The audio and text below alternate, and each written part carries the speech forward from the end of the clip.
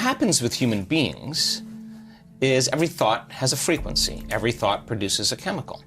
So if you keep obsessing about your lack of finances, your lack of time, your lack of energy, and you're taking thought, it's producing a frequency, and that frequency in the form of chemistry is storing that thought emotionally right in your second center. You feel guilty, you feel unhappy. The moment you feel unhappy, then you generate more thoughts equal to that feeling, which makes more chemicals, and you keep taking energy from the brain and storing it in the body. If you react to people in your life and you feel anger, frustration, whether it's traffic, the news, whatever it is, you're drawing from this field, this electromagnetic field, you're tapping that resource and you're making chemistry out of it and the field shrinks. So now, by doing that and living in survival, the body no longer is a magnet. So now you have very little energy in the brain. In fact, 5% of the energy is in the brain, and 95% is stored in the body. Now the body's been conditioned emotionally. So a lot of energy in the body, very little in the brain. We want to move energy back up to the brain. So what does that do when we move the energy from the body to the brain or the heart? Well, this is a great thing because once it makes it here, it's going up, right? So we do these different meditations and these different techniques to draw that energy right up to the top of the head. Now, when this energy shakes loose and it starts to move, the sympathetic nervous system switches on. And instead of releasing energy out like you're being chased by a predator, that same energy is going up into the brain, and the brain switches on and it goes into these very high frequencies called gamma brainwave patterns. Now the person has an arousal. It's energy that's being released into the brain, and you can only describe it as ecstasy or bliss. So the energy of guilt that was stored from thinking and feeling in the same way releases and it travels up to the brain and is going back. And when it reaches the brain, what happens? You get more energy in the brain and it begins to produce that external field. So you're beginning to create a field around your body. Well, once the energy is moved, you're going to feel pretty blessed in that moment. In fact, so we can transfer guilt, shame, insecurities into bliss? Oh my God. Yeah, we do it all the time. And the amazing thing is that rush of energy that's moving into the brain is changing the brain's physiology and producing that field. Now you have energy to heal. Now the body is a magnet again.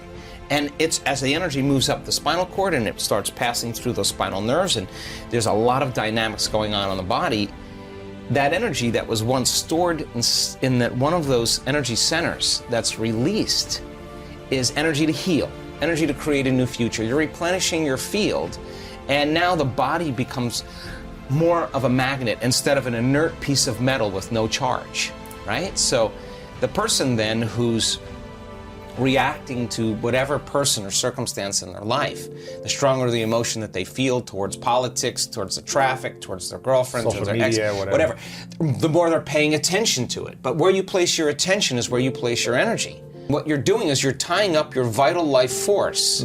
You're giving your power away to that person or that circumstance that you could be using to create a new life with. So when a person's sitting in their meditation, and I love doing this, we just had an event in Marco Island. I'm going to take people further than where they normally go. I know they're going to go, oh, well, I'm done with my meditation. No, you're not done. We're going to take you to that point where that feeling is so in your face and you can't turn on your cell phone.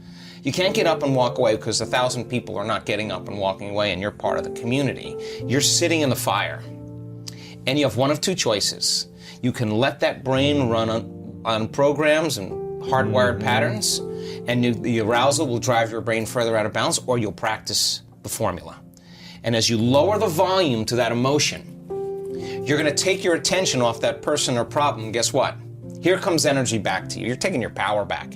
And now you're building your field that way. And when that happens, energy starts to move up into the heart. Once it makes it to the heart, it's going to the brain. So we start seeing people, their hearts naturally open up. And all the things they thought they wanted when they came to the event They no longer want because they feel like they have it. Because they feel like they got the feeling before the experience, so that they feel so whole that they no longer want.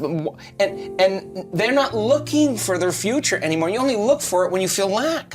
When your body's conditioned emotionally into the future, why would you look for it when it feels like it's already happened? Now, this is where it gets weird, because now things start coming to you and you're no longer in need. And when it comes to you, go, oh, here, take it, I don't want it. It's just that I just wanted to know that I could create it. And people create a lot of wealth in our events. Yeah. And the first thing a lot of people do is they say, I'm buying a cruise for you. I'm buying you your car. Oh, Mom, I'm getting you that house. Why do they do that? Because they're so excited.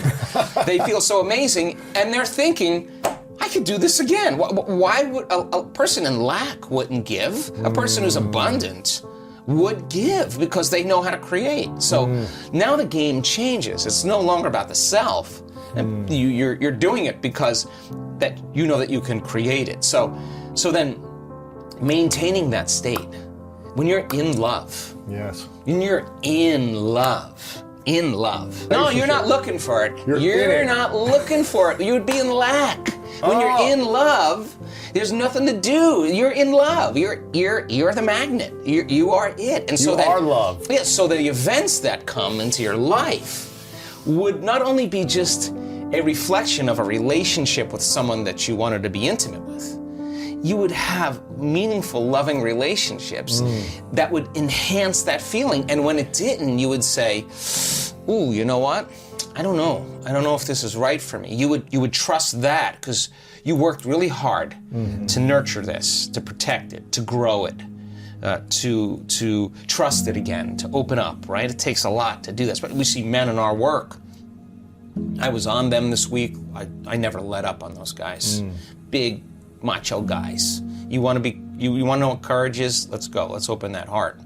And when they start cracking open, I mean, we see people heal from colon cancer and from angina and all. Just boom, there it is. There it's not. That's what's been stored all down here. Once they open this up and it moves, the body's transforming in that moment. It's the system is informing itself. Information is being restored back into the body. So when you get to that point where when you're in lack and separation, time gets really crazy because you want stuff to happen faster and it feels like it's taking forever. That's because you're in separation.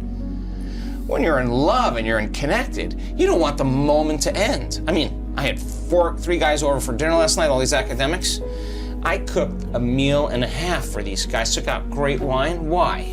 I wanted them to be so caught up in the moment that they forgot. We made a new memory. We had a great experience. And life then is about experiencing it in love. Like, I'm not going to be guilty of what I'm eating or judge what I'm eating if I've cooked a great meal. Let's eat. Because the guilt is worse than whatever it is you think is bad for you. So then, when you're feeling those elevated emotions and you're locked in love, then you see life through the lens of love, and there's compassion. Like, you could look at your greatest adversary, the person that threw you under the bus, and you've overcome yourself and you've done the work. You'll look at them and you'll see a part of yourself that you used to be that you no longer are, and you have nothing but understanding and compassion for them. Like, wow, I feel for that person. They're hurting. They're struggling. I used to be like that, but you're no longer that. People who are in love with themselves will find love in others. People who are happy with themselves will find something that they can connect with. They won't see all the flaws. They'll see some part of them that they want to enjoy. If you practice it, just feeling a little love every day, a little gratitude every day, I can prove to you, I have the research, your immune system is going to be so strong, it's going to be immune to any foreign agent. With gratitude. Just 10 minutes, 20 minutes of gratitude a day. What do you got? Not just to think about the things that you're grateful for, but to embrace them emotionally. Why? Because you want to practice feeling that. What's the emotional signature of gratitude? When you're receiving something favorable, you just received something favorable. Something amazing is happening to you, or something amazing just happened to you that surprised you. What do you say? You feel grateful, right? So the emotional signature of gratitude means something amazing just happened to you. Something just happened, or something is literally happening to you. Gratitude